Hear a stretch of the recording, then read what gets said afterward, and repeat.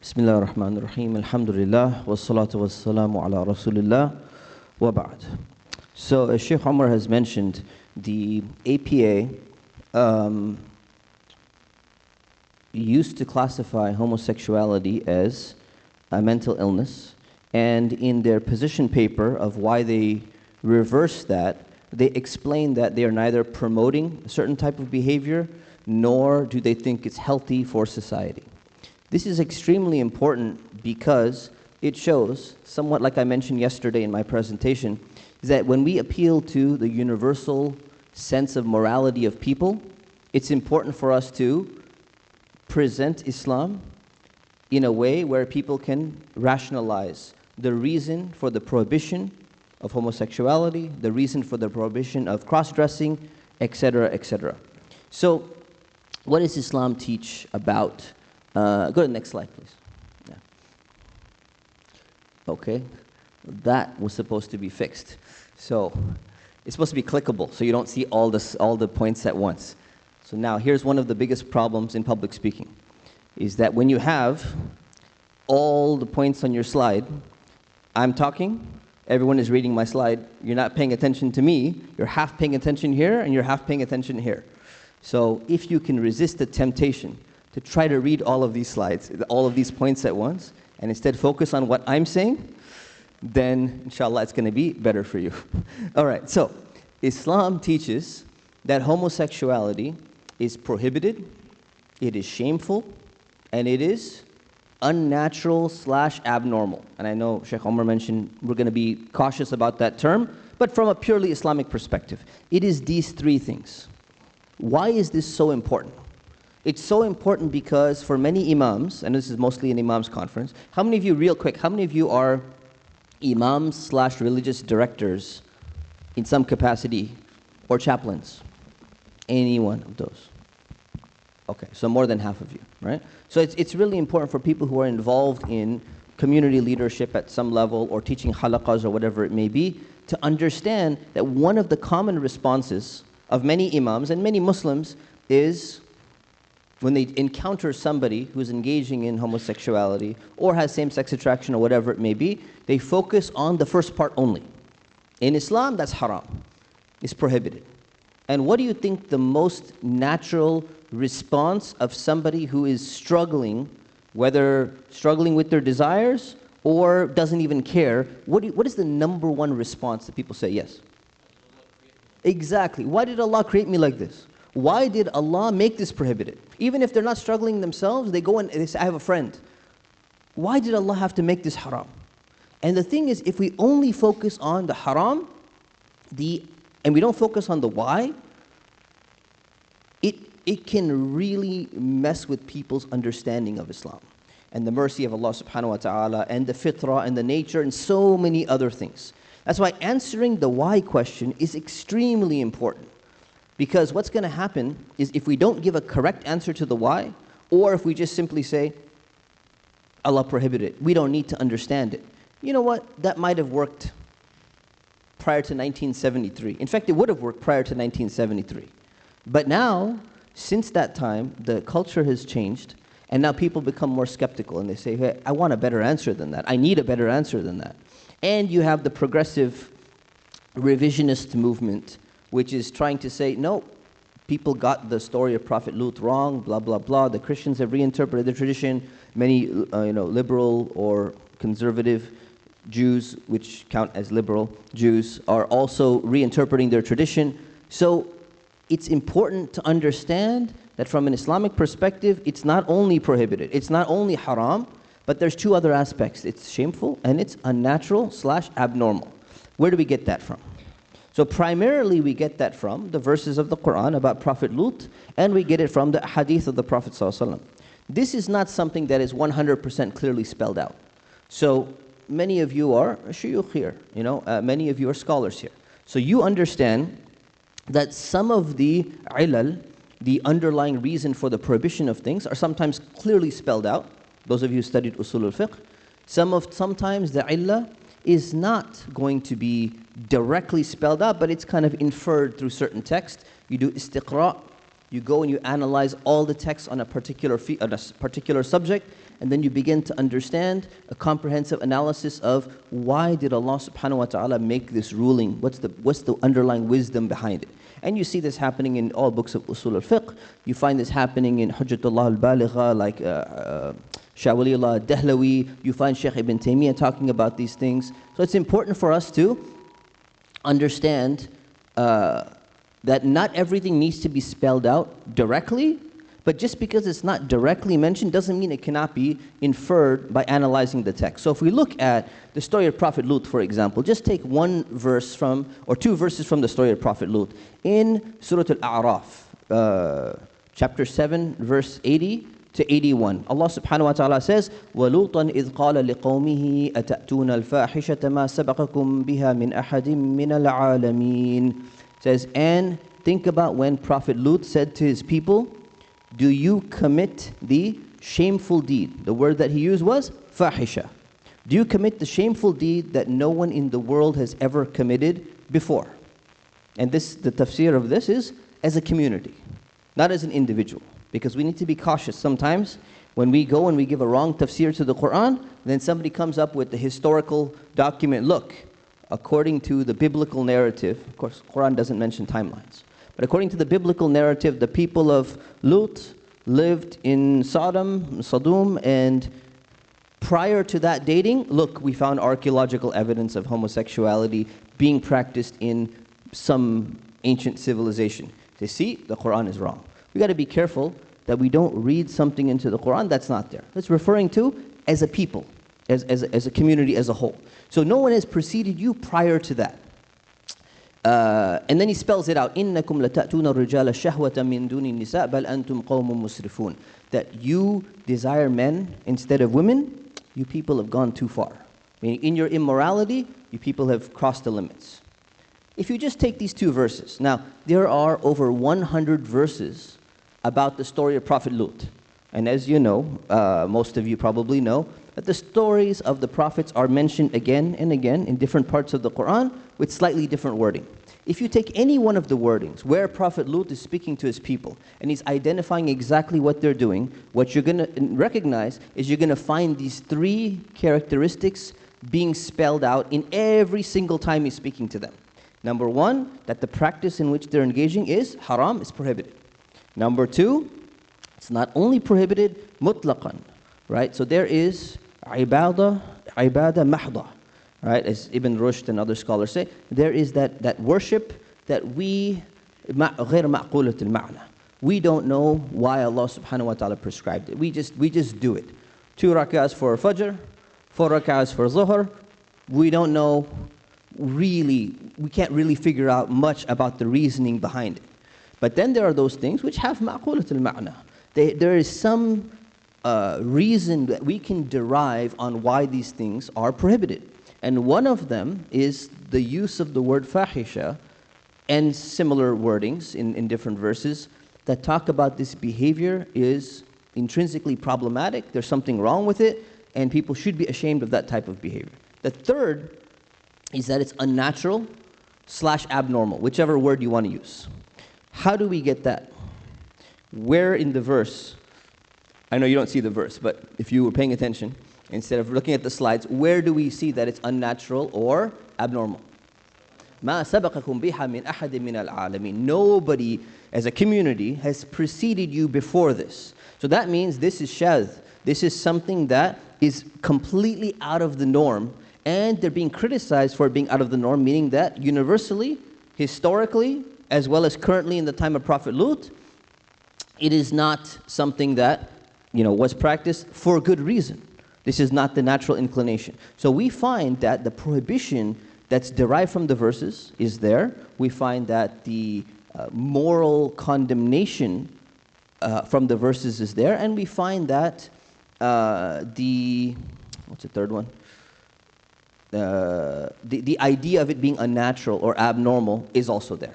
So when we explain the prohibition of homosexuality in Islam, we should explain it in a comprehensive way. So you go back, and I know I barely have any time, so I'm going to summarize this. You explain it through the idea of family values. Islam teaches that a romantic relationship can only be through marriage. And if it can only be through marriage, marriage is only allowed between a male and a female. What does that do? What's the purpose behind marriage? What does marriage do? Well, marriage is going to establish a family. And families are important because it's a building block of a community. And you explain what's the importance of family. If somebody doesn't understand the importance of a family within society, or doesn't understand the value of a society and a functional, healthy community, you're not going to be able to explain to anyone anything about the prohibition of homosexuality in Islam, because you're stuck. It's all about love is love, and it's all about your personal, individual freedom of choice and fulfilling your desires in ways that will not result in some kind of, disease. Then you say, oh, we're good to go. So this is number one, okay? Number two is that it's important for us to equate the prohibition of homosexuality with things that people still understand are shameful, unnatural / abnormal, and perhaps prohibited in many parts of society. So 1973, homosexuality became delisted from the DSM. The DSM doesn't really matter, but the attitude towards homosexuality shifted over the decades. What are some practices in the world today that are still viewed by the average person, including the average American or Canadian, if we're going to pick on Canada a little bit, even the average Canadian, what are some of those practices that people still view from a family perspective, from a romantic sexual perspective, to still be immoral / abnormal, strange, weird, whatever wording you want to call it, and still evokes a sense of disgust? I know you can see my slide, so there's no point of asking. So, otherwise I would have asked. So, one of them is incest. Marrying your mother, marrying your father, marrying your daughter, marrying your son, marrying your brother, marrying your sister. Universally, mostly, again, Persian civilization, they engage in this, and those of you who studied fiqh, you know the inheritance issue of what happens when a Majusi comes to a Muslim Sharia court and he decides that he actually ended up marrying his mother, and now is he going to double inherit, all of that. There's fuqaha have differed on this issue. Outside of that, universally, for the most part, people look at incest as something gross, as something disgusting, as something abnormal, as something unnatural. So it's important to make a connection between, hey, you view that relationship, even if it's based on consent, even if it's based on love, you view that type of relationship as something that is problematic and is illegal in most parts of the world. Now, you're still going to get a response. The response is, well, there's a hierarchical, structure of power that, you manipulated your daughter or your sister into marrying them or whatever it may be. But then you have a second one. What's my second one? You have zoophilia and you have necrophilia. So zoophilia is, did I explain what it is? Who knows what zoophilia is? Yeah. Animals, right? Having a romantic or physical relationship with an animal. Now, if you go and explain that to almost anybody, you can explain for the most part to the most liberal person. I mean, not all the liberals, but by the way, Europe, this is really a strange fact, Europe has the highest rate of, what's it called? Zoophilia sex tourism. It's disgusting. The highest rate. And in fact, in some studies, it shows that the rate of zoophilia in the world is higher than the rate of homosexuality, right? And again, you'd be surprised to hear that, but if you go back to books of fiqh, those of you who are fuqaha, you studied weird issues, like, you know what? If somebody did such and such to a donkey or whatever it is, does it break your fast or does it not break your fast? And you have some all weird fatwas, out there. These issues came up. Whether there was a romantic attachment to the donkey or not a romantic attachment, something happened where somebody needed to do whatever it was, and you find that this is not like completely abnormal. So those of you who study books of fiqh, you've come across this stuff, right? So you have zoophilia, and then you have necrophilia. Necrophilia, anyone know what necrophilia is? Dead people, that's right. So it's having a romantic, physical relationship with a dead person. You ask the average person, doesn't matter how convinced doesn't matter where they are on the queer movement, most people will be like, that shouldn't be allowed, something is not right with that. And you say, yeah, but they're going to say, well, lack of consent. So yeah, but actually, there's no need for consent because the person is dead. What if they consented before their death in their will that says, I am okay with this? Then would it be okay? Because the consent was there.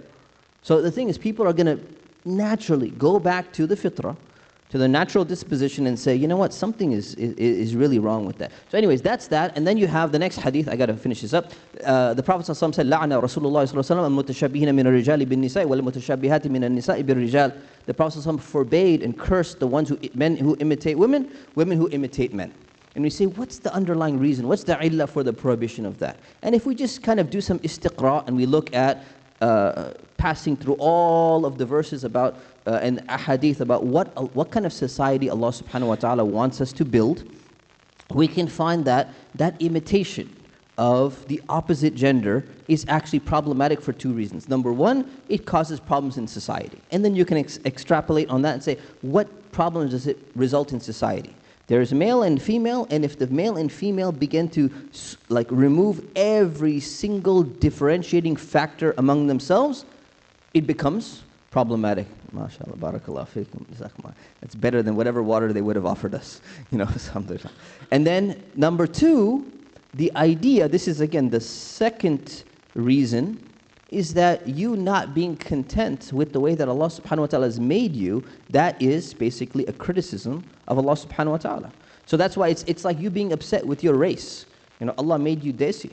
Put you in a desi family with desi roots, and you're going to have, your hair color is going to be a little bit different, or Allah made you Arab, or Allah made you white, or Allah made you whatever it may be. You are upset and you're like, no, I want to be the other race. I wish I was not from this one, I wish I was the other one.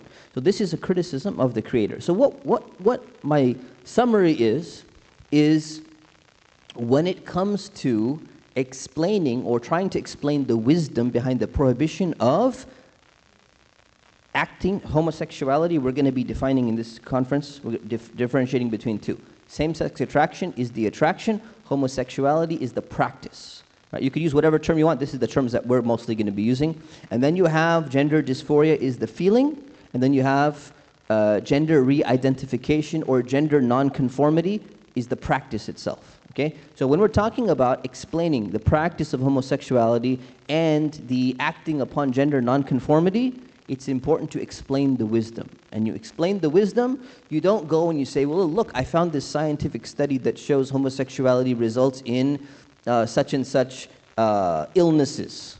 That's not the core reason of why it's prohibited. That may be, we've discovered that it does result in much higher rates of STDs or whatever it may be. But that's not the core reason. It's important to go back to the core reason, because if that gets resolved with whatever, birth control or something like that, now you've given the wrong primary explanation for the hikmah of why Allah subhanahu wa ta'ala has prohibited something. So it's important to get this right. It's important to not neglect the underlying reason because people are struggling with it, and not because if someone can't understand the wisdom that they don't have to follow it, but adding the explanation of the wisdom is like adding the explanation of the wisdom of someone who's an alcoholic. You say, listen, you really shouldn't drink. Allah has prohibited this. Yeah, but why? It helps me escape, and it helps me do this, and it helps me, and then you explain, look what it does to society. Look at the DUIs, look at people going and beating up their wives, look at the stuff that you say, and then you can't take it back, look at what effect it has on society, and then that can trigger a person to say, you know what, I'm actually ending up harming myself. Or talk about the harms of pornography, simply saying it's haram. Okay, it's haram, but then look, it messes up your marriage, and it messes up your potential for marriage, and it messes up your ability to function when you actually have a real relationship, and it messes up this and that, and addiction and dopamine and all. You explain all of that, and you say, oh, now the person, it can resonate with them. So I believe that we should really not neglect the underlying wisdom behind why these things have been prohibited. Inshallah, we'll open it up for questions for the remaining time.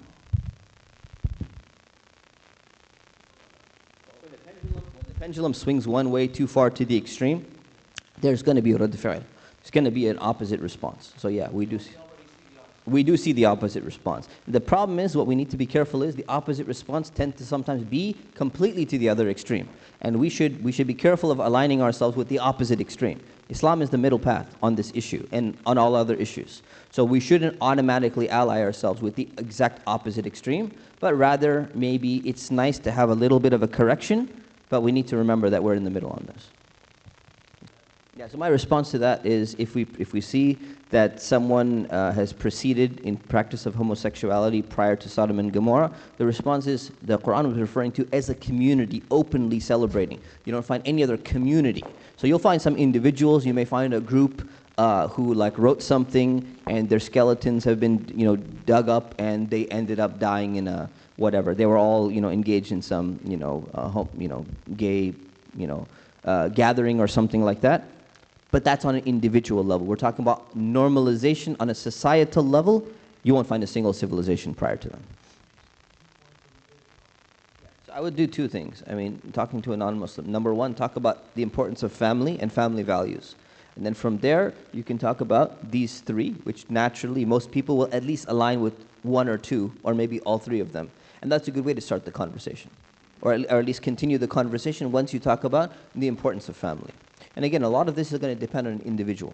So if an individual comes from a really broken family, right, it may resonate with them, or it may do the opposite, right? It may do the opposite and they say, you know what, well, family is not important. Look, I'm a self-made person, and look, I'm fine, I'm successful, blah, blah, blah. So again, in da'wah, you always have to take into consideration the background of the person.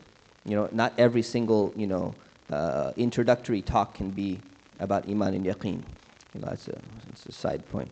It's an inside joke. If you got it, you got it, and if you don't, you don't. That's fine. But what you need to what you need to do is you need to address the person. But I think these are the 2 points: family, and then the opposite 3 extremes. Okay, sisters. Yes, Assalamu alaikum. So my question is about the family values. Whose family values are you talking about? Do you mean the family values, the family from which the child comes, or societal family values? Because one of the things that you said was that talk to the children about the effect it has on society. Well, they don't see any issue with having same-sex parents, and they have friends, they have classmates who are doing really well with that. So that would be really challenging to explain. So if you could please explain the two concepts. So when I say family values, what it means is basically, today we have to go back and explain everything from the core. Even explain what a male is and a female is, and explain gender, and explain all of that. So when we talk about family values, talk about even the purpose of marriage. Like, so what is, many people don't believe in marriage as an institution anymore. And the reason why they don't believe in that, because they don't understand the value and importance of having a family. The difference between, a family is not just a bunch of people living together. So you literally have to go and break it down all the way and say, what is a family? What is marriage? What is the purpose of marriage? What is the benefit of marriage? And then what is the opposite when you don't have marriage? Right? So you have to break down about marriage is about commitment and mithaq and ghaliza, and you have to, so depending on how skeptical the person is, some people it'll resonate more with them. You talk to somebody who has family values, or when I say family values, what I mean is someone who's a little bit more family oriented, someone who understands the importance of extended family. Let's say someone's Hispanic, someone's Catholic, someone comes from a family where they understand the importance of family. If you're talking about someone who doesn't understand that, then you need to literally break down every single detail. If you can't convince them that marriage is an important institution, and that relationships outside of marriage, that relationships in marriage, through marriage and commitment, are better than relationships outside of marriage without commitment, if you can't explain this point, you're probably not going to get anywhere with the other points. So you need to know where to kind of talk and then where to kind of stop and say, if we can't concede this, then there's no point of moving forward. So doing just fine is definitely should be challenged, because you can take, exceptions don't make the rule, right? The general principle, socially accepted, psychologically accepted, is that the average child needs a mother and they need a father in their life. And when they don't have both, and assuming that both of them are healthy and the family dynamics are healthy, this is going to, at some level, obstruct or impair their development. So if they're not willing to concede that, and you say, well, no, they have a father and a father, or they have a mother and the mother, or the mother is a little bit more masculine, so it plays the role of the father or something like that. That's never a substitute. right? Nannies are never a substitute. Putting them in institution is never a substitute. So some people say, well, look at this person, look at that person. They came out all right. Exceptions don't make the rule. So we should always speak from a general point of view about what is the healthiest for society, right? And that's the way it should be. So I think maybe maybe we can continue that because there's a lot of other questions. Inshallah. Huh? Okay. Assalamu alaikum wa rahmatullah. Alhamdulillah wa salatu wa salamu ala rasulillah wa ba'd. So we made a little adjustment of a setup here, trying to fix some of these issues. So these slides were clickable, but they're not anymore. So I just want to ask you to try not to keep reading on the slides until I actually get to that point. Okay, so we're going to be talking about now social and political navigation. So assume this is a blank slide. Let me begin with the question. Should Muslims support LGBTQ rights or not? What do you say? He says no. You say no. Does anyone say? He says yes. How many of you say no, we should not support LGBTQ rights? Raise your hand. How many of you say yes, we should support LGBTQ rights? Raise your hand. Okay.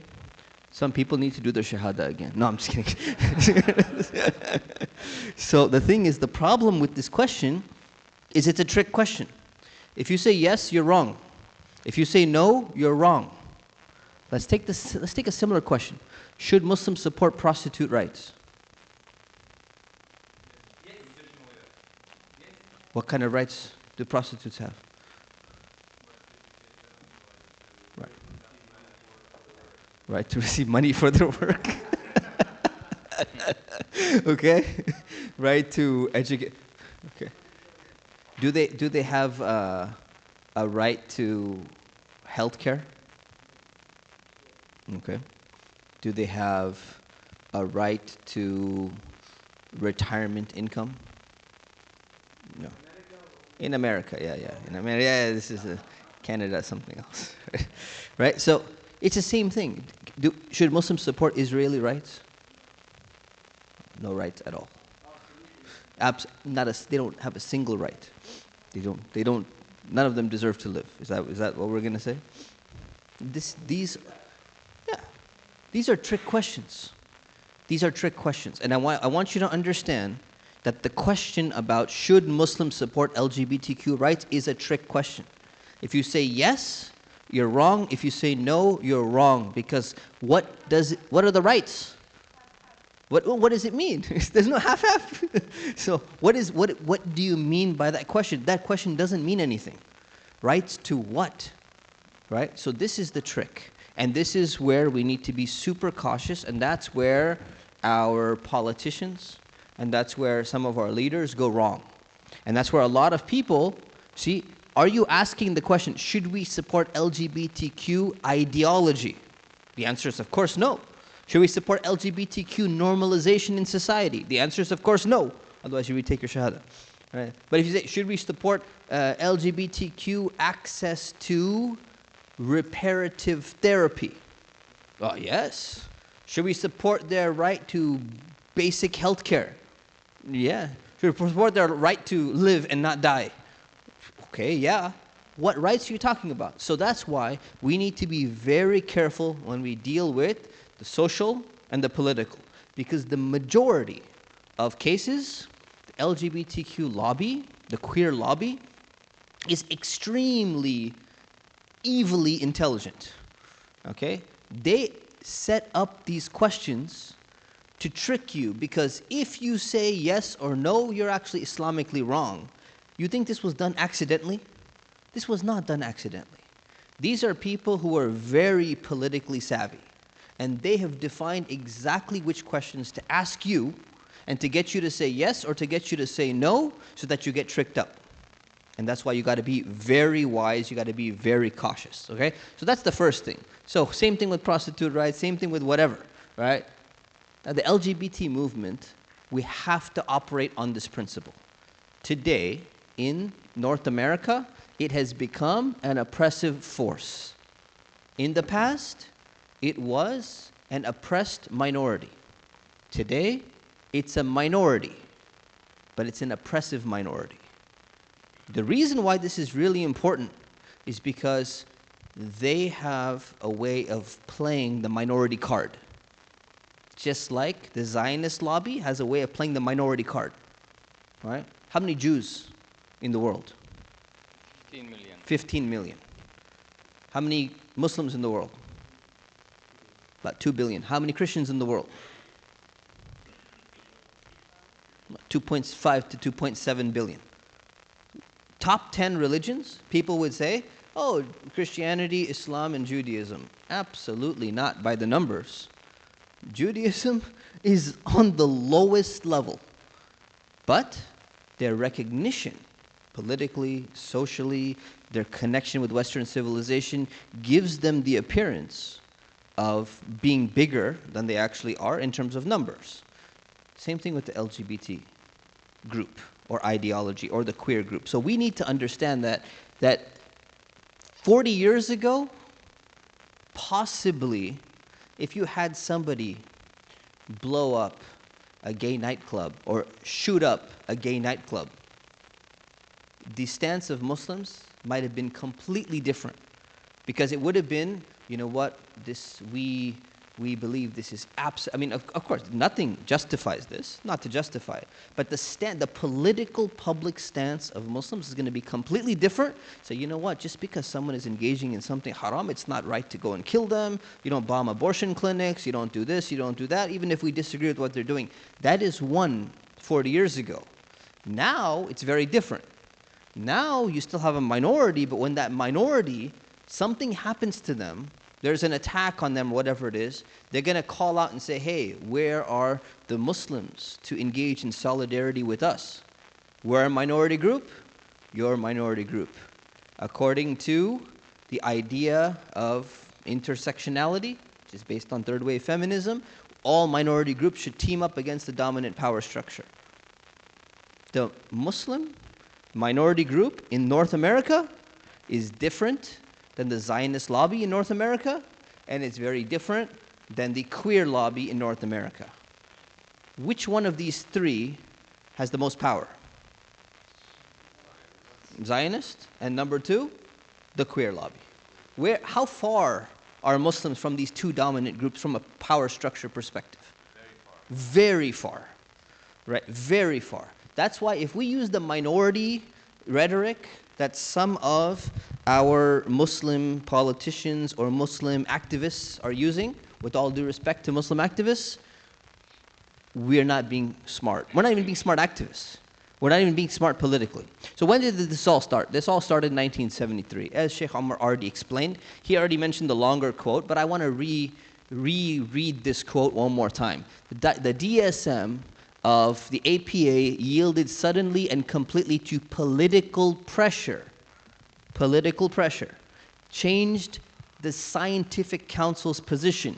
In 1973, when it removed homosexuality as a treatable aberrant condition. Why did it happen? Gay activists within psychiatry, with intense opposition to normalizing homosexuality coming from a few outspoken psychiatrists who were demonized and even threatened rather than scientifically refuted. Blah, blah, blah, blah, blah. First time in the history of healthcare that a diagnosis or lack of diagnosis was decided by popular vote rather than scientific evidence. So this already started. It changed the entire scientific literature in 1973. That means they have had the ability, even when they were a weaker minority, which was mostly oppressed, being mocked and made fun of in movies, American movies all over the place, and yet they were able to accomplish this in 1973. This is very important to understand when we start talking about what we're dealing with exactly. I wish this was clickable, but try not to read ahead. 1993, a paper by Dean Hamer basically came out and said that there is a gay gene. Anyone remember that? Okay, there was a paper that came out. It says it's very clear. It's frontline news for years. The gay gene has been discovered. They tried to go back later on and replicate this experiment. And they realized that they were not able to replicate it. Something was wrong. The data was skewed. Dean Hamer himself was actually, secretly into the whole movement and all that. So this is like weapons of mass destruction found in Iraq, and therefore we're going to go and invade. Years later, what was our source? Oh, our source wasn't credible, and Tony Blair and Bush and blah, blah, blah. And they come back, and it's too late to retract now. But in the minds of everyone, why did we invade Iraq? Weapons of mass destruction. And we had solid evidence for it. Exact same thing. So propaganda has been built up, even though most of this stuff has been retracted. It doesn't matter if it's been retracted, because the narrative has already begun to change. As Sheikh Umar mentioned, the APA task force, 6 out of 7 that made the decision identified as queer, and 1 was an advocate for queer issues.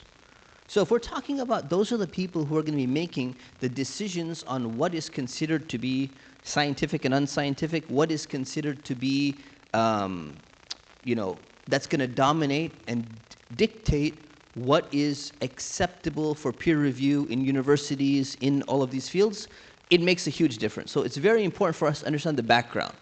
There is oppression today through indoctrination of children in schools and forcing people or pressuring people to become allies. I mentioned this yesterday in my talk, but there are hundreds of books at every single grade level catered to normalizing the whatever, you want to call it rainbow agenda, queer agenda, whatever it may be, okay? Gender and sexual ideology. So kindergarten level books, pre-K level books, first grade level books, we're not talking 1, we're not talking 2, we're talking hundreds at each and every single level. If you haven't seen it, how many of you were at my talk when I mentioned this point? Some of you were there. I mentioned been translated into Arabic, translated into Farsi, translated into Pashto, translated into all the different languages, and still being targeted at Muslim communities and of course everybody, non-Muslim communities. Masterpiece Cake Shop is a good example. Some of you probably remember this, where somebody came in to the Masterpiece Cake Shop and they said, we would like cake made, and it's going to have 2 figures of a gay couple getting married, whatever it is. They said, I want to make this. This is against my values. So it was ruled to be illegal, and they were penalized, and they were not supposed to do that. It eventually went to the Supreme Court, and the state of Colorado, it says the state of Colorado did not act with neutrality when Jack Phillips declined to create a custom designed wedding cake, and then this thing was overturned. This is important because now this sets a potential for other cake artists to decline making cakes that are celebrating messages which they found to be offensive. So this plays directly into the idea that Muslims should be politically active in these issues, because you can't simply say, you know what, we have, because this is the problem with fiqh. Most of you are ulama here, you're fuqaha here. Somebody comes with a fatwa, and the first thing we always go to is we go to darura or we go to haja. But if you don't do taqdeer of the darura or the haja and say, you know what, somebody comes and says, you know what, Sheikh, I own a business, and they're pressuring me to make this website, they're asking me to make this cake, and I have to make this cake for, can I opt out? I was told by so-and-so that, it's illegal, my whole business will be shut down, and it's against the law for me to decline, blah, blah, blah. And usually what the sheikh will say, oh, well, if this is the waqi', then haja, it's okay, go ahead and do it. This is the incorrect tasawwur of the mas'ala. It's very important for us to do what's called tahqiq al-manat. And those of you who study usul al-fiqh, you know what I'm talking about. You have to have the correct tasawwur of the mas'ala before you're giving a fatwa or before you're giving an answer to somebody. And that's why knowing these kind of examples of how things at one level, no, the person wasn't, they were forced to make it. And then later on, it switched around. And you're going to see that in the, Mr. Razbak's presentation, where the law is not always, black or white. It's not always, it's going to be this or it's going to be that. It's going to fluctuate, and it's going to require a fight, and it's going to require political and social navigation in those things. So it's very important to understand the background of this. We have so many examples. Teachers are pressuring children to make rainbow projects. I know we're picking on California, and I know Sheikh Umar defended California, partly because he used to live in California. We grew up together, actually. But outside of that, California is a good example of a state where you have children being told, we're doing a cake decorating for Pride Month. Everyone's going to participate. I had a sister, someone I knew quite well. She was working in, I think it was a Michaels store. And if you know what Michaels is, like art supplies or something like that. So people came in and they said, she came in, and they said, today we have a bunch of children coming and we do different activities. So the activity today is they're going to be making all rainbows. You're going to have all the supplies. Everyone's going to make the rainbow for Pride Month. What do you think the sister did? What should the sister have done? What would you advise? So the sister's coming and asking, Sheikh, what should I do? It's my first job. Kind of, it would be nice to have the money, but I don't absolutely need it. And they're asking me to have all the little kids make rainbows for Pride Month. Should I do it? Should I not do it? Should I quit the job? Should I walk out? Should I claim to be sick and not show up for work? What is the best? So raise your hand and give me, what would you say? Yes. Tell them that this is against my religious values. Okay. If you tell them, again, this is against my religious value. And if they say, you know what? Sorry, you shouldn't be here. What happens to the religious Okay. So the pumpkin is fine and the rainbow is fine, but you're saying we don't carve the pumpkin.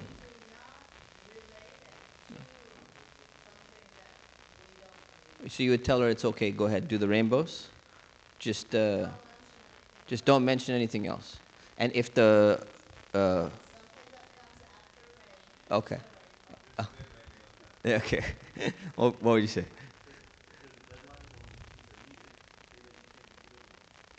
Say you can't make the deadline. No, this was art. So this was art project when she's showing up to work in the morning, making rainbows for kids that are already on their way. Yeah. What would you say? Discuss it with the lawyer first. There's no time. She's showing up to work that morning, and they said, today your project is making rainbows for the kids that are showing up in 30 minutes. Beckett Fund, they can't respond that quickly. Can they? Sometimes. What would you?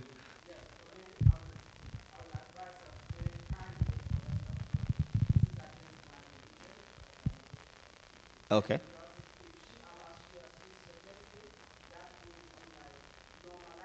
You'll be normalizing it if you do the rainbow. Okay. Okay. Okay. Okay, good. What would you say?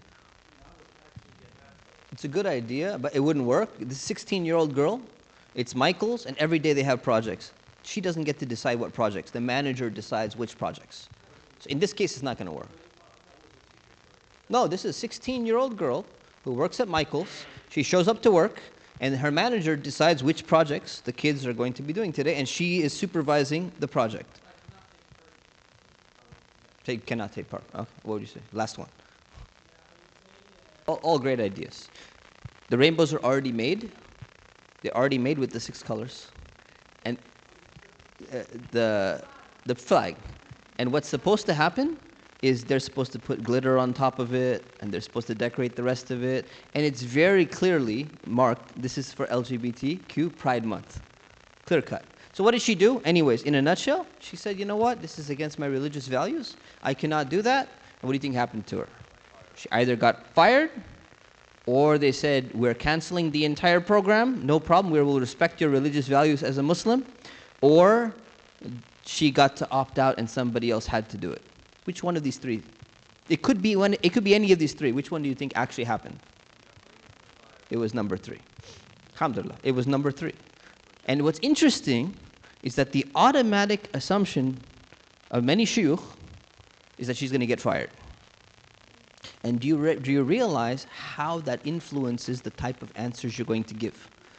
See, this is a sister who is, mashallah, very she's one of, in my halaqah, someone who's very confident about her deen. It makes a big difference. Someone who is not confident about her deen and was asking the same question, or her parents were asking the question for her, notice how your background assumption about the worst case scenario would influence the type of answer you might give her. It's very important that we understand that. Right? And if this is happening in California, and this is what happens in California, and she was given the opt-out, it's more likely to get opt-outs in other states around the country. So my point is, oftentimes our approach, our background assumptions that we have will influence the way in which we give people answers and we perceive these things. But let me move forward because I don't have that much time. There are many examples. The 5 members of Tampa Bay baseball, they refused to wear the rainbow because it was clear that wearing the rainbow was not just the natural rainbow, but it was a representation of pressure to wear a rainbow for a specific reason. So, there are all these examples of political pressure being put. The one is Brandon Ike, or Ike, I'm not sure how you pronounce it. How many of you do a little bit of computer programming in here? I know there's some computer programmers. Okay, who's heard of JavaScript? Who has not heard of who has not heard of JavaScript? Now, JavaScript is one of the most important computer languages upon which websites have been built for, decades. Brandon Ike is the guy who basically invented JavaScript. Okay, this is extremely important accomplishment. He was the CEO of Mozilla, and those of you who remember, who still use a Firefox browser, or if you're super old like me, Netscape Navigator or whatever it is, going way back there, back in the days, this was a very important browser. CEO of Mozilla, he gave a donation for the Proposition 8 in California, which was against legalizing same-sex marriage. 2008, and because of the donation, he was pressured to resign as CEO from Mozilla. And we're talking about over a decade ago. Now, if that's over a decade ago, to somebody who is at such a high-profile position, and somebody who didn't open his mouth and say anything, all he did was give a donation to the campaign, to Save Family campaign. Right? And because of that, he was pressured. And what you have is, you even have queer activists posting online that says, this has been taken too far. This is a type of hegemony, this is a type of silencing of freedom of speech where we've taken this too far. If you have queer activists in 2008 saying that we've taken it too far, we're in 2024. Imagine what's going on. So we got a lot of these issues that are, I'm going to the wrong slide, that are going on. All right, so basically, what should Muslim stance be, basically? Well, a Muslim cannot support LGBT ideology because it would be a normalization of something which is prohibited in Islam. At the same time, America is a pluralistic society, and we love the idea of having a limited amount of freedom. We can build our own masjids, we can practice our religion in certain ways, and at the same time, there should be a way in which other people can kind of do whatever they want. So the argument is going to be that if it's a pluralistic society, why should we enforce our values upon somebody else? How do you answer that question?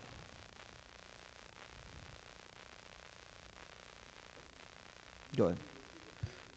Issue is, you say, okay, so okay, let me make this into a question. Should Muslims remain neutral on queer ideology, or should we be actively opposed to the normalization and promotion of queer ideology? Neutral or this? Some of you, how many of you have read the paper by Yaqeen Institute where they had two opposing viewpoints on LGBT by two popular scholars. Has anyone read this? This was a big controversy like 10 years ago. Some of you have read it. Who were the scholars who wrote? Shadi al-Masri and Jonathan Brown. Okay? And they had two very different perspectives. And Jonathan Brown, Dr. Jonathan Brown, may Allah preserve him, he came up with this ratio position, if you came up with it, if you remember that.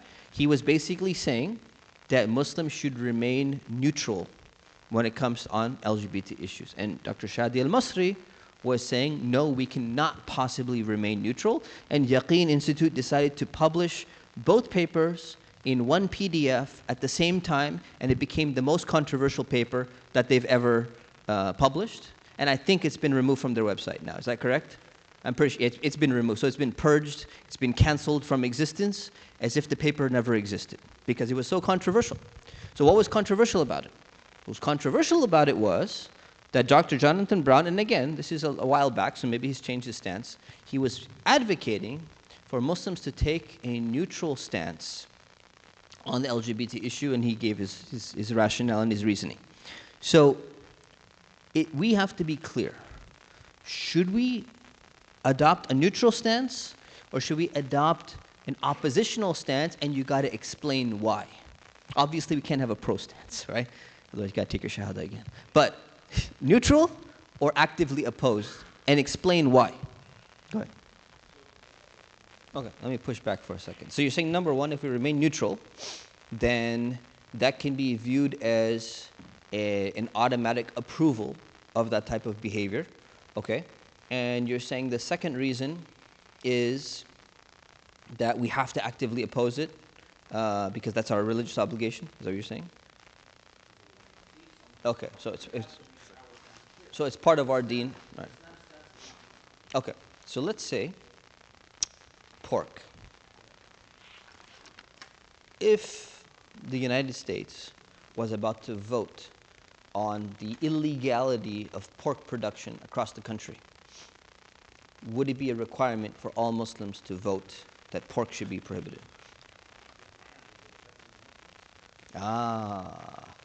Okay. So why is there a difference? Who can answer this question? Would we have to? Okay. When Muslims had an Islamic state and there were Christians living under the Islamic state, did they prohibit and eliminate all pigs from the borders of the Islamic state? No. The question is what? The question is why not? Okay. Okay. So, it's not in public. Okay. It's a personal dietary practice versus an ideology that's going to affect the family. Okay. Very good. So this is important for us to make a differentiation between these two. Okay. Yes. No, don't play the devil's advocate. Just because we don't have time for that. I can play the devil's advocate sometimes, angel's advocate, but you just go ahead and make your argument. Good. Beautiful. Love it. Got it. So it's going to come back and affect us, and it's going to affect society as a whole. As Muslims, we care about the rest of society, and therefore, this is completely different than a pork example. Okay? So good. Very good. Anyone else wanted to say anything? Any sisters? No? If we don't fight, then who will fight? Exactly. Some last comment. So it comes back down to maslaha and mafsada, really. The mafsada, the harm that it's going to result, is the harms that I've delineated some of them for you. So some examples. There is pressure to participate in a pride parade. How many Muslim politicians have participated in a pride parade? We don't need to mention names. Several of them.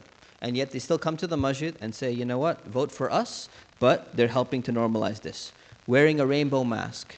This is an example during COVID. Many doctors, many people were pressured to say, you're going to wear a rainbow mask, and if you don't, you know what, you're not part of our culture. Many surgeons, doctors, high-level people in the hospital, they had to make the decision, do I wear the pride pin? Do I wear the pride mask? Or do I not? And they're going to be ostracized and disciplined for not giving into that. And if we don't combat that culture, if we don't fight back against that culture and we say, well, we're just going to remain neutral, that is going to continue to get worse and worse and worse. More examples. Initiating pronoun introductions. I'll come back to that in a moment. Teaching your children about what is right, what is wrong. Having the potential to opt out of certain sex ed curriculum and other curriculum aspects. The idea of pressuring people to identify pronouns. I don't have too much time to dwell on this, but my view is that this helps to normalize something that Islam does not normalize. And it's going to normalize something that is actually harmful for society. There are therapy bans that exist across the country. Sheikh Umar touched on this a little bit. There's a difference between change-allowing therapy versus affirmative therapy. And he talked about what is conversion therapy and what are the harms of really bad conversion therapy. But the definition of conversion therapy is so broad that pretty much you can throw a label. It's almost like the definition of terrorism. What's the definition of terrorism? Who can define terrorism for me? Terrorism. Terrorizing people. To push your political ideology on somebody else? Advocating for Palestine. Using fire. What's the definition? Terrorizing people. Terrorizing people doesn't mean anything, yeah? Depends upon the person who defines this, actually. How many definitions of terrorism were discussed at the United Nations? Does anyone know? 99 definitions of terrorism were presented. Depends upon. Which one did they agree upon? Yeah. None. Do you know why? Because every single one of the 99 would have caused one of the countries in the UN Security Council, the big five, big eight, all of them would have been defined as a terrorist according to one of the 99 definitions, so they couldn't agree upon one. One of the core definitions of terrorism is a non-state actor. But anyway, so this is the problem, is that with conversion therapy, change-allowing therapy, affirmative therapy, definitions play a big role.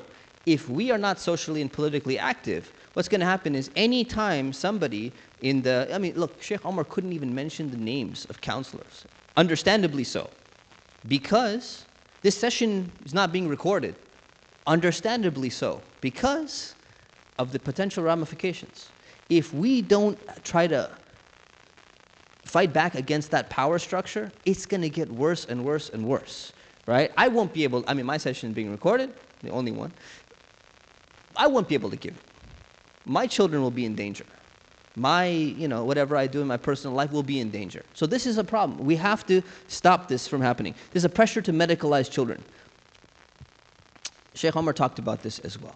The difference between what is happening in Canada, what is happening in Europe, in godless Europe, as he said. Today we have this pressure to medicalize children. Doesn't matter if they're Muslim or non-Muslim. These are children who are going to be damaged for life. They're going to be sterilized. They're never going to be able to have children again. If they change their mind later on and they say, you know what? Let's say on the T part, right? If they change their mind and say, you know what? I realize I want to detransition. I realized that I was a girl the entire time. I wasn't actually a boy. I just like the rush of feeling what it's like to be on testosterone or something like that. And then you come back, extremely difficult for you. Likely you're never going to have children again in your life. Likely the physical damage that has happened, osteoporosis that is kicked in. I have several examples across the country. There's Muslim sisters who are trying to get married now, detransitioners, trying to get married. They're on the Muslim marriage app, Salams and Hafardeen and whatever the other ones are. And as soon as they have a phone conversation with one of the guys is like, whoa, why do you sound like a man? Because you've been on hormones for such a large part of your life. Some things cannot be completely reversed. So this pressure to medicalize children, if we don't do something about it and we don't fight back about it, it's just going to continue in this direction. And people are being harmed. And one of the roles of a Muslim is to remove harm from the community. That's part of our responsibility. Now we come to voting for a political candidate. So this is one of the biggest questions and one of the challenges. Like, what do we do when it comes to a political candidate who supports LGBT or who supports or who wears a rainbow flag or something like that? What do we do and this is the common question everyone asks. You know, they're pro-Palestine, but then they're pro-LGBT. The other candidate is anti-Palestine, pro-Israel, but then also anti-LGBT. You say, man, this is really a tough decision. Which one of these two do I vote for? Or do I just abstain and don't vote for any one of these? Because they're all, you know, it's all facade. Right? And that's also, you know, that's a viable and tempting position to take. But what are we supposed to do in this situation? So what's the solution? I have my own idea, but I want to get a quick survey real quick. If we are stuck in this position, which one of the three do we go for? These are the three options, okay? I'm just giving you a scenario, hypothetical scenario. It's a very practical scenario, though. You got pro-Palestine, pro-LGBT on one side. You got another guy, anti-Palestine, anti-LGBT on the other side. And then you got, forget this voting, man. I'm not voting for any one of these guys. Which one of these three do we support in the Muslim community as imams and community leaders and chaplains and everything, and why? Why should we not do the other one? So you got to be firm in your statement. Yes, go ahead. So in my third answer, either not voting or voting alternative party candidates. Same one. So which one of these three would you do? So pro-Palestine, pro-LGBT, anti-Palestine, anti-LGBT, third party or no voting. Which one of these three do you do? Which one of these three do you advise your community to do? If you're going to give a khutbah, you know, mentioning something, and your board is not going to fire you for taking a political stance, right? And it's not, I'm not going to mention names of masjids that have recently removed some imams that really didn't do anything. But anyways, what would your stance be? Yeah, but it'll still support a third party. Either third party or no voting. Is that the one you're going for? Which one are you going for? You're going number one or two? Pro-Palestine, pro-LGBT, or anti-Palestine, anti-LGBT? Which one? You got to pick one. You can't pick both. There's two candidates. Both of them were invited to the masjid because the masjid board decided to invite both of them. I'm going to leave it. I'm going to open up to questions, inshallah. Let me make my last point. So the last point is we as Muslims need to insist on our own political and our own religious rights. Why you postpone it? We want to know. Huh? تأخير المقال عن وقت الحاجة. Yeah, well, I'm going to get to it in Q&A. inshallah.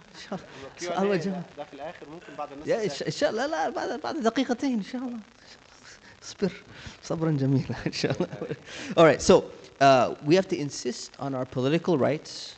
We have to insist on our right to promote our values and insist on our right to promote our faith and to preach our faith. This is guaranteed in the Constitution. It is asserting our religion, but not forcing it on another person. Likewise, another ideology should not be forced on us or forced on the rest of the population. And that's why it's important to not differentiate between religion and ideology. What's the difference between religion and ideology? It's a very small difference. So if the queer ideology is like a religion and Islam is a religion, one of them is going to be putting pressure on the other one to a forced normalization or something like that. This is how we need to basically operate. So that's in a nutshell. Inshallah, I wish I had another half an hour, but I don't. But I got to open it up for questions.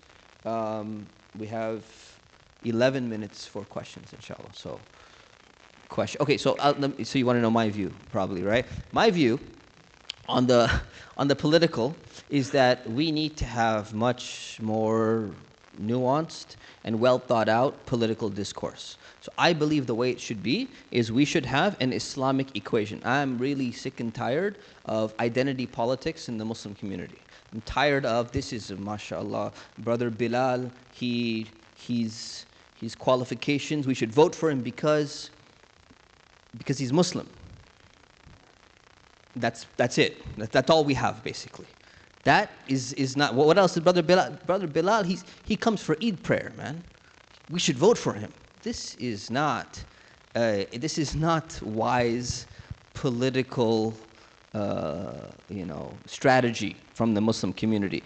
We need to have a proper political strategy, which is we vote for candidates Assuming voting is halal. Okay, I'm assuming this principle. I'm not going to get into that mas'ala. Assuming that voting is halal, we need to vote for people who represent Islamic values. Most politicians, they operate on 5 to 10 issues when they're having a campaign. They're about environment, either help the business or help become green and clean air and vehicles and all that stuff. Then there's something to do with international foreign diplomacy, Israel, Palestine, something to do with reproduction rights of women and abortion and all of that. There's something to do with this, something to do with that, healthcare, all of those things. So what we need to do is, if we want an Islamic equation, what we should say is, okay, these are all the issues that are important to people, and their political candidates are representing themselves as being on these issues, standing at a certain place. And then we need to put a weight on each single one. So what's the weight? Let's say 1, 2, 3. How important is queer? How important is LGBT as a political issue to Muslims? Let's say 3. It's extremely important. So we weigh it as 3. Okay? How important is Palestine on a weight of 1, 2, 3? I'm going to put 3. Right? How important 5?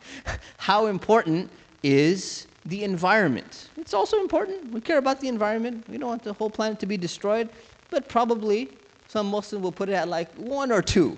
You know, it doesn't have to be up there at 3.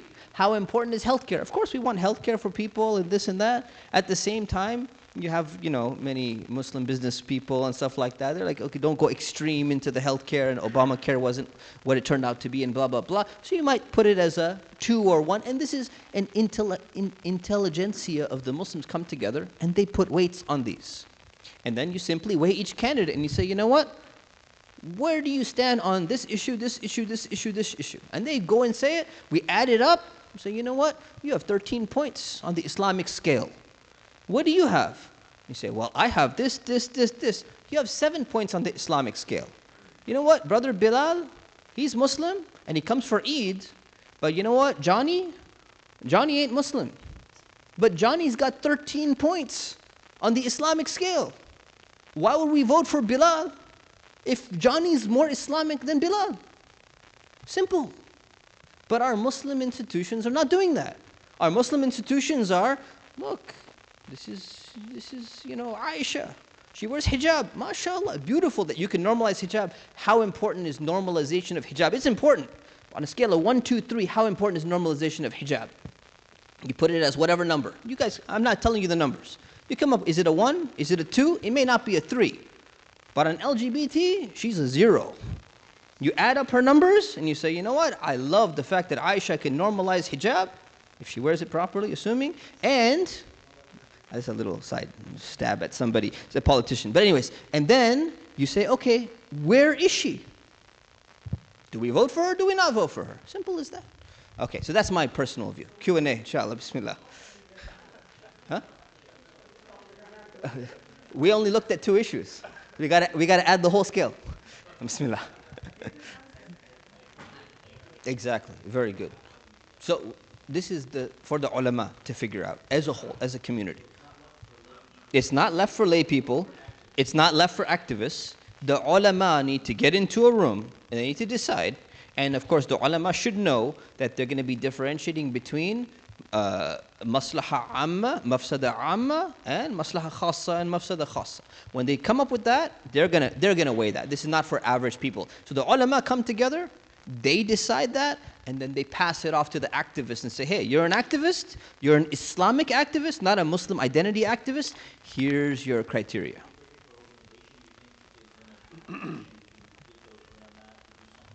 AMJA. Which organization has more imams? Either, okay, with all due respect to Nate, I think AMJA is in a better position.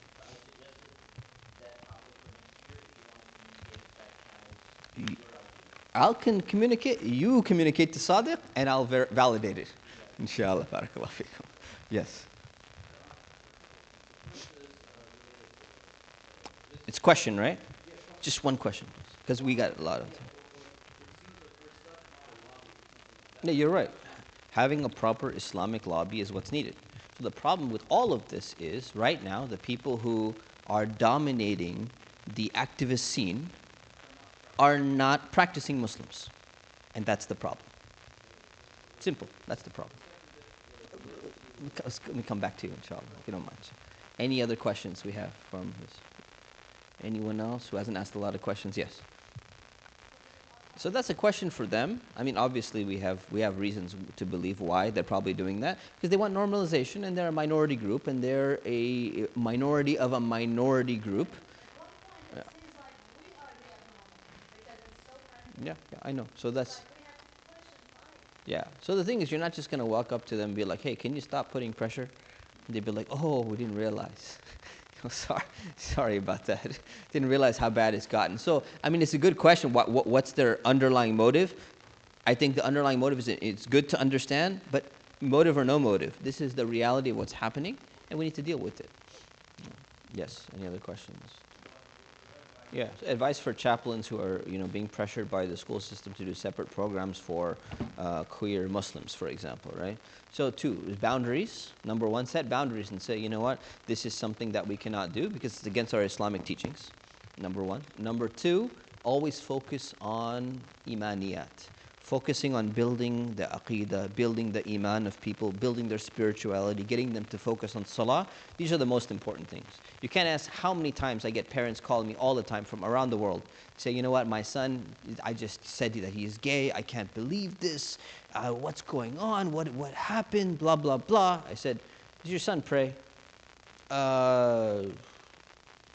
Almost like the question was like what are you asking? You're not listening to me? You're not doing reflexive listening that Dr. Umar, the psychologist, was talking about. Simple question. Does he pray? Does he pray at all? No. When did he stop praying? 4 years ago. He used to pray. He stopped praying 4 years ago. And it took you 4 years. You didn't worry that the kid stopped praying completely, right? But now that he's gay, you all of a sudden have an issue. And you think there's no connection between the two.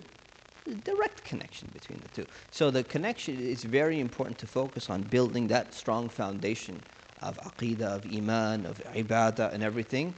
This is 1. And then 2, set your boundaries and say, these are things that we're not able to do as a Muslim because it's against our values. If they push, you say, you're asking me to do something which is against Islam. I'm a Muslim chaplain serving the Muslim community who cares about Islamic values. There's no purpose, there's no point of having a Muslim that identifies as a Muslim that has no Islamic values. That's like, you know what, can you please, there's a group of Muslim atheists, can you please have a separate group for them, to cater to their atheist tendencies? It's not going to work, because that's against the teachings of Islam. Simple. No, last question, then we'll break, inshallah. Go ahead. The challenge of working with other faith communities that think along the same lines or don't think along the same lines? That think along the same lines. Well, the conservative Christians and the conservative Jews and all of that, they're somewhat aligned with us on these issues, but sometimes there tends to be a really harsh stance from them. And it can be hard to work with them because they may take a very different perspective, like Sheikh Umar has mentioned about, you know what, we need to try to understand where the person is coming from, we need to have talk therapy, whatever it is. They may go into the crazy shock therapy conversion practices where you go and take someone out in the forest and beat them up or whatever it is. And again, there are Muslims who do that too. Parents all the time say, you know what, we're going to take him, we're going to throw him in the middle of a village in Pakistan, and if he shows anything, they're going to beat the crap out of him. And that's going to solve him. He's going to get the stick out. That has not been shown to work very well on this issue, right? So there are other faith communities that I've worked with who may end up taking a similar stance to that. And we don't take that stance. That's not a healthy stance. So they end up being a little bit more on the extreme. It's very important to identify what solution your allies have. Otherwise, you may ally with them, and then they take a stance that is against Islamic beliefs. So, for example, I'm on an interfaith coalition with someone who sometimes takes a little bit stronger stances and this and that. So one of the things I said, you know what, number one, I'm not going to be an official board member. I'm an advisor. So in case you guys take a stance that I don't agree with, I'm not official board member. Number two, I need to be informed on the stance that you're taking when it comes to, you know, LGBT issues, whatever it may be. And if I don't agree, I want my name to be dissociated from that particular statement that you're going to be putting out. And sometimes they'll endorse certain politicians that I won't agree with, or sometimes they'll ask for certain legislation within a school that Islamically we don't agree with. So it's very important to not just be like, you know what, anyone who is anti-normalization of the LGBTQ lobby, we're their allies. Not that easy. There's more nuance than that. Inshallah. So I'll end. What's the next session? Oh, youth engagement? That's me again? Okay. Got an announcement from Sheikh Umar.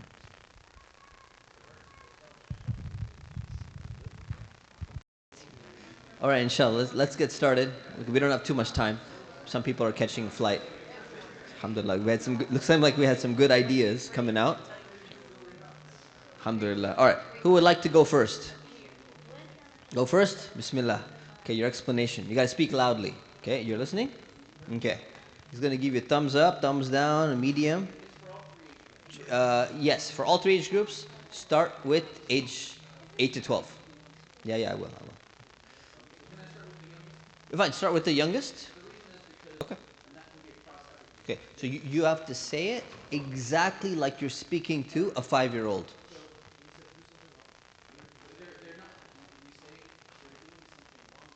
No. This is role playing.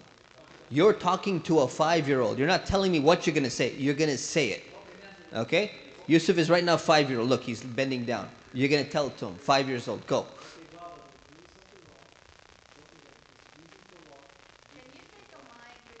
Yeah, grab the mic. So they're doing something wrong, something displeasing to Allah and pleasing to shaitan, and the heart shouldn't feel comfortable with that. Hey! All right. So I think he says stop. So this is good. We're going to leave you with that age group. That's good. Alhamdulillah. All right. So generally, when you're speaking to a 5-year-old, you want to use simpler language. Okay. Right? Simpler language.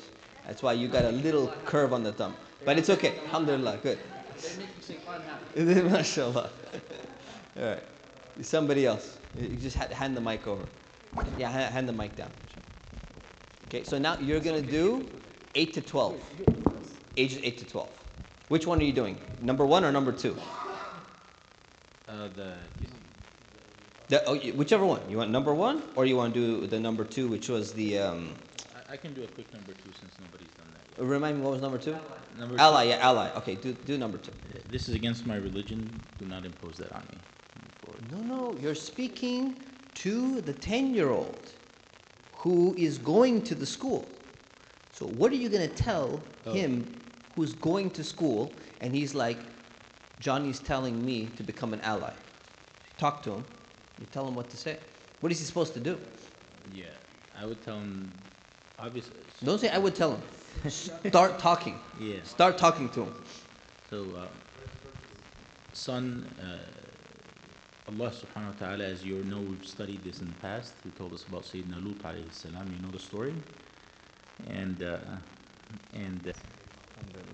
all right, who wants to do? You got to give him, okay. 13 and older. Oh, 13? Can you do the 13 or you want to do the 10? I want to do age. Or you want to do 5? I want to do 5, yeah. 5, Bismillah, 5. 5 So you're at Disneyland and you saw 2 men kissing. Yes. So you tell, even before okay, so he asked me, right? So Yusuf Baba, you know Allah Ta'ala created man and woman to be in love, and Allah Ta'ala is good, and you know good versus evil, right? And shaitan is evil. So shaitan always wants to do what Allah Ta'ala doesn't want to do. And shaitan likes people to do what Allah Ta'ala doesn't want them to do.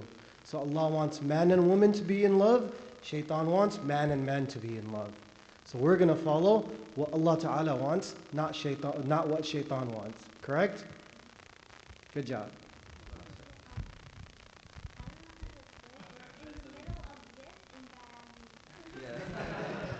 Got a middle. Good, alhamdulillah. Mashallah. Okay, so let me read you one excerpt from the sticky situations from Dear Muslim Kids. Okay, so they give an example of two men kissing at a pride parade.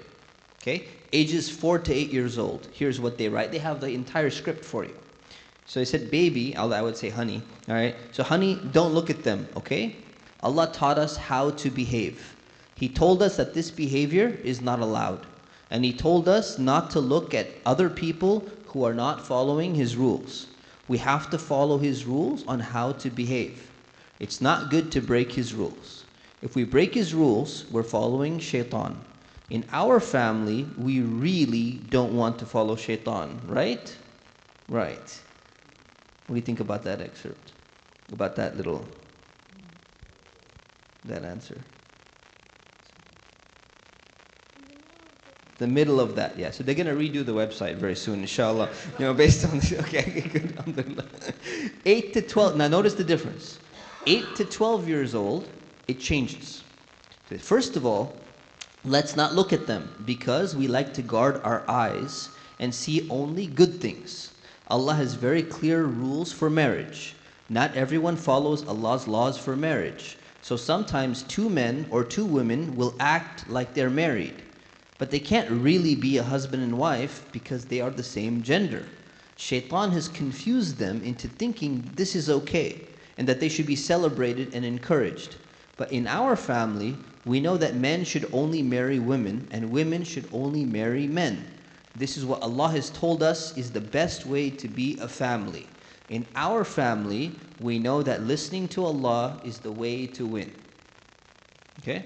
So that is that age group. Is that one at least a thumbs up? Yeah, we'll give it to him. All right. And then you have 13 years or older. It's going to completely start changing. In Islam, marriage is supposed to bring together a man and a woman so that they may be companions to one another and to have children together. Notice the children has been added. Right? You're not adding that in the first two age categories, but you're adding it in the third one. Over time, though, people may have given into their nafs or their desires, and they form relationships outside of marriage and even with the same gender. Shaitan has convinced them to pursue their happiness instead of choosing to obey and please Allah. They believe everyone should accept and celebrate their relationships. This is a pride parade. So now you're addressing the pride parade. They also believe in public displays of their relationship, which we know isn't appropriate. As Muslims, we consider this sort of relationship a forbidden and incorrect way of living that angers Allah. Our family is clear on being akhirah focused and making Allah happy with all of our choices. So you see how they keep on adding more age appropriate wise. So they have 4 situations in this category. What I think should be done is obviously, the wording could be slightly adjusted. It's a very good job, mashallah, in terms of art and everything. It's a first attempt. This is the first draft. It's going to improve. It's going to get better. It's one of the best resources. It's one of the only resources out there.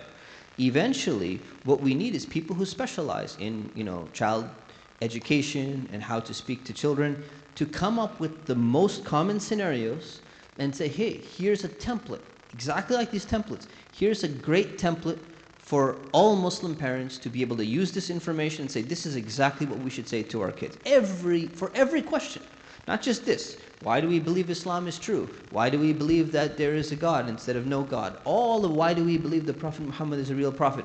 This is some of the work that needs to be done in the society that we're living in today, right? So that's mostly what I wanted to cover. Yeah. I have to let everyone leave soon, so we have 7 minutes. May I add a little bit? Faddal. Small point. Jazakallah khair, this information is very good, mashallah. I think also it is sufficient. But in my understanding, if we start with an ayah from Al-Quran Al-Kareem or a hadith, a very small ayah talking about male and female, especially about the marriage. وَالَّذِي خَلَقَكُم مِّن نَفْسٍ وَاحِدَةٍ وَجَعَلَ مِنْهَا زَوْجَهَا لِيَسْكُنَ إِلَيْهَا, and try to make that child memorize it. First of all, I'll tell him or her, Allah said in the Quran, I recite the ayah, try to make him or her understand it. Then move to hadith, a small hadith, So lay the foundation of the Islamic knowledge, very quick, very simple. Then I follow up with this, mashallah, very good points. Jazakumullah. So that's actually the first thing they recommend, is that building the foundation and then addressing these points. Yeah, alhamdulillah, barakallahu fikum. Anyone want to add something? Yes, bismillah. I just wanted to also add, children are really, barakallahu fikum, assalamu alaikum. I just wanted to add, because children are so attached to their friends and never want to be seen as the disloyal friend. So I keep telling them that even Muslims may do bad things, or even nice people that you like may do bad things, and just because they do something haram or something bad, that doesn't mean that you have to do it. You don't have to be around them. You shouldn't be around them. And you're not a bad friend, and you're not abandoning them if you're not around them when they're doing something bad. Be it, alcohol, drugs, if they're older kids and they understand that, or other things like lying or cheating or any of these other bigger issues now with the LGBTQ. So it's important for them to know that even if you like your friend or cousin or neighbor, you're not being a bad friend, and you're not being disloyal if you're not around them when they do something bad. Okay, great. Jazakumullah khairan. Yeah, so there's a few other examples that they give. Like, let's say, so the last thing is, let's take rainbows. Okay? Let's say your child goes to Target and wants to buy a rainbow, a shirt with the rainbow flag on it. It's one of the situations that's mentioned. And let's say your daughter says, you know what, you told me I could buy any shirt I want, as long as it doesn't have, a bad word on it or something like that. And she comes and she wants to buy the shirt. What would you tell her for the rainbow? By the way, so we have update. Yes, I'm going to tell them the update. So the team with the purple computer case wins round 1. They're going to get a $5 Amazon gift card from the organizer. Okay. Purple, yes. Purple. Yes. All right, so rainbow flag, whatever, shirt or something like that. How would you explain to them why they shouldn't buy this rainbow color? Due to time, I'm just going to tell you. So one of the important things to keep in mind is that you have to understand that symbols have meaning. And what you can do is you can explain to them. Say, if you show them a swastika, and you say, what does this swastika sign represent? It represents the Nazi party. It represents this, it represents that. Then you show them a sign of an Israeli flag. What does this symbol represent? So if somebody says, well, I just like the star. It just looks cool. I like the color blue and white. I like that color combination. Would you simply say, oh, well, the person doesn't mean anything by it, right? Symbols have meaning. Swastika has a meaning. The Israeli flag has a meaning. A cross has a meaning. And that's why Adi ibn Hatim, those of you know the hadith, Adi ibn Hatim comes with the golden cross, and the Prophet ﷺ says, what is this, idol that you have around your neck? And he just throw it off. Why was Adi ibn Hatim wearing a cross after he had already taken a shahada, became Muslim? Because he had tried to disconnect it and say, well, I don't believe that this represents, Isa being, the son of God and worshipping Isa and all that. It's just a cross. He thought maybe it looked cool or whatever it was. The Prophet ﷺ said, an association with that symbol still signifies something that is completely against Islam. So we cannot have that symbol in our life. So you're going to have to take that and you package it for a 4-year-old, you package it for a 9-year-old, and you package it for a 13-year-old you can actually discuss way more in depth those type of issues, inshallah. So we have literally 2 minutes left. Any questions?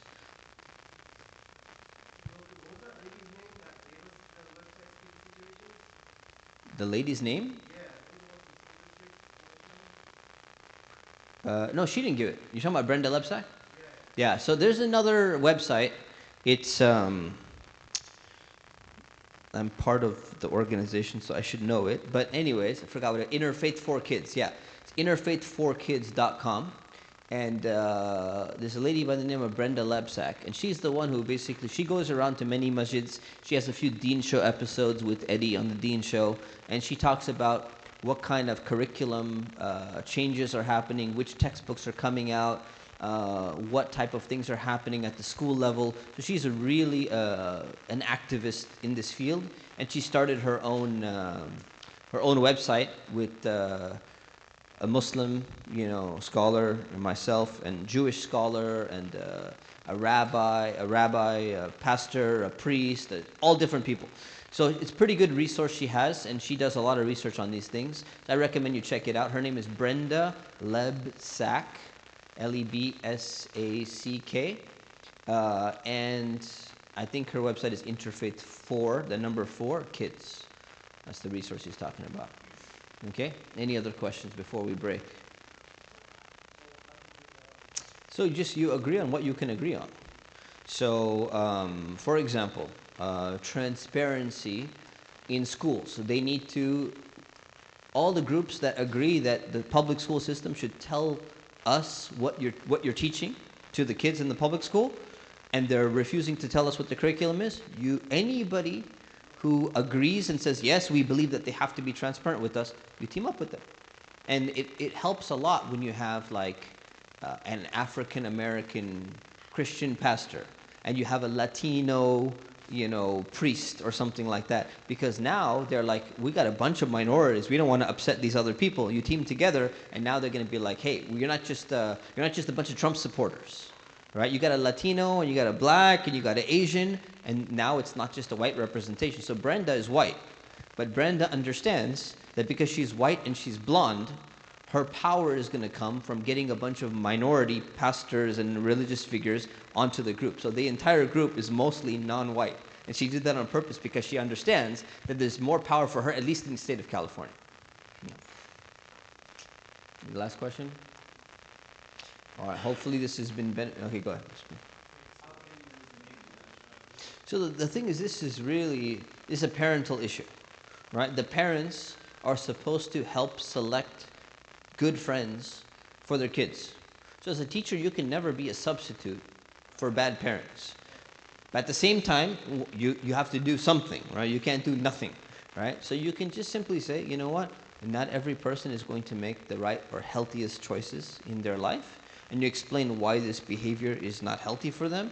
You say maybe the other person has good qualities, but you want to make sure that you're not being influenced by them, etc., etc. That all depends on the case-by-case situation, depending on what the issue is, what they're complaining about. Are they just having a friend who incidentally is doing that, or that person is very missionary-like and constantly trying to spread their values upon the other person? The personality matters too. If the child has a dominant personality, or they have a passive personality, and they're receiving dominance from the other friend, all of that's going to be taken into consideration when explaining. Right. Yeah. I know. And they need education more than the kids need education. So they need a program, actually. So inshallah, alhamdulillah, may Allah help us. Hopefully this session has been beneficial for you. Subhanakallahumma bihamdik. Ashhadu an la ilaha illa ant. Astaghfiruka wa atubu ilayk. Assalamu alaikum wa rahmatullah.